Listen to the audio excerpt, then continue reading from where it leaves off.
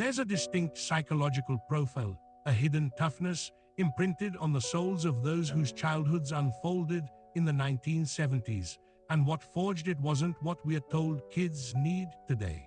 The common belief is that constant oversight builds secure, capable adults, but the lived reality of the 1970s child presents a powerful contradiction. Your day began with the same ritual. After breakfast, the door closed behind you with a simple rule: return by sunset. You were handed the world, and its problems were yours to solve. No adult curated your adventures. You explored vacant lots, constructed secret hideouts from scrap wood, and invented rules for games that existed only in your collective imagination. Disagreements were settled in the moment by you. A scraped knee was patched with whatever was at hand.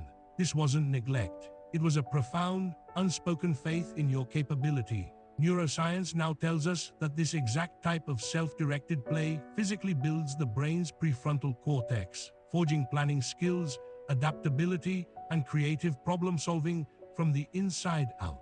You developed a quiet, street-level intelligence. Riding your bike, you knew instinctively which house had the dog that chased, which neighbor welcomed shortcuts, and when a gathering of older kids meant fun or trouble.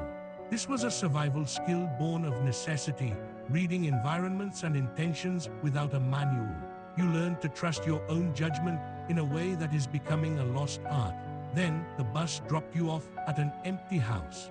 You fished the key from its hiding place. The silence inside wasn't frightening, it was your domain. You made a snack, started homework, or just existed, utterly self-reliant for hours. This daily independence wired something fundamental. A deep-seated belief that you are the primary agent in your own life. Psychologists have a term for this: internal locus of control. For you, it was just the unspoken truth of an afternoon. And then came the dreaded phrase, "I'm bored." The adult response was a universe away from today's. Figure it out. No device, no scheduled entertainment, just you, a vacant stretch of time, and the gnawing need to fill it. So you watched ants, sorted baseball cards, or simply lay in the grass and dreamed. You learned that boredom isn't a crisis, but a prelude to invention. Modern research confirms this. Brains trained in understimulation become powerhouses for original thought and introspection. Boredom was the silent midwife to your creativity. This environment taught a calibrated relationship with risk.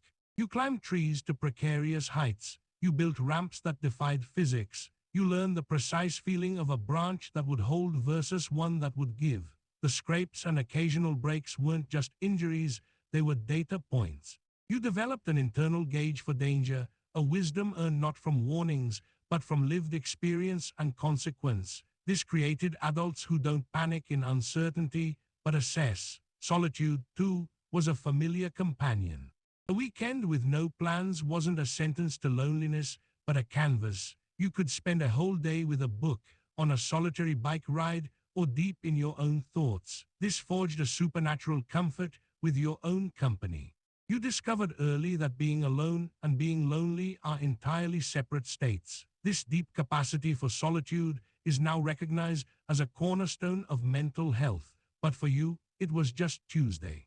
Emotions were processed in real time, and often in private. A hurtful moment at school sat with you during the long walk home. You couldn't broadcast it or seek instant validation. You felt it in your room, staring at the ceiling until its sharp edges softened. This wasn't repression, it was emotional endurance training. You learned that feelings are waves, they crest and they recede. This built a resilience that makes you uniquely steady in crises and conflicts. You also mastered the art of waiting. Your favorite show aired once a week. If you missed it, it was gone. A coveted toy required months of saved allowance. This wasn't deprivation. It was a neurological training in delayed gratification. The anticipation was part of the joy. Studies show this ability correlates powerfully with life success, lower addiction rates, and greater relationship stability. Your childhood was a masterclass in patience. Failure had no safety net. You fell, you were told you're fine, and you got up. You struck out, you lost the game, you got a bad grade, and the world didn't stop to manage your disappointment.